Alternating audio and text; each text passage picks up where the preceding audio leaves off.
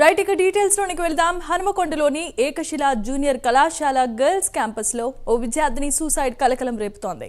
Hostel గదిలో inter మొదటి సంవత్సరం చదువుతున్న శ్రీదేవి అనే విద్యార్థిని ఉరి వేసుకుని ఆత్మహత్య చేసుకుంది.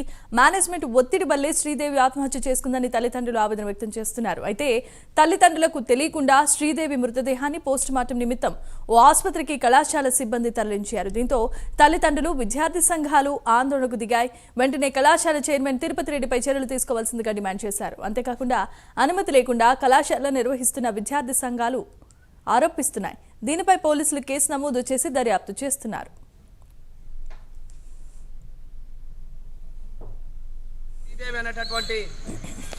మా చిన్నారి తల్లి మొదటి సంవత్సరం ఎంపీసీ చదువుతున్నటువంటి విద్యార్థిని అనేక రకాలుగా ఇబ్బందులకు గురి చేసి మానసిక ఆవేదనకు గురి చేసినటువంటి ఏకశిల యాజమాన్యాన్ని వెంటనే ఇవాళ పోలీస్ అధికారులు వెంటనే వాళ్ళని శిక్షించాలని కూడా ప్రధానంగా డిమాండ్ చేస్తూ ఉన్నాం. ఎంతోమంది విద్యార్థుల ప్రాణాల జీవితాలతో చెలగాటమాడుతున్నటువంటి ఏకశిల విద్యా సంస్థలను వెంటనే మూసివేయాలని కూడా ప్రధానంగా డిమాండ్ చేస్తూ ఉన్నాం. ఇవాళ ఇష్టం వచ్చినట్టుగా విద్యార్థులను హింసించి ఇలా ఒత్తిడికి గురి చేసి ఇష్టం వచ్చినట్టుగా వారి ప్రాణాలు తీస్తూ ఉన్నారు ఈ ప్రైవేట్ యాజమాన్యం అని కూడా తెలియస్తా ఉన్నా. గతంలోనే చెప్పినాం, అనేక రకాలుగా ఆత్మహత్యలు చేస్తూ ఉన్నారు.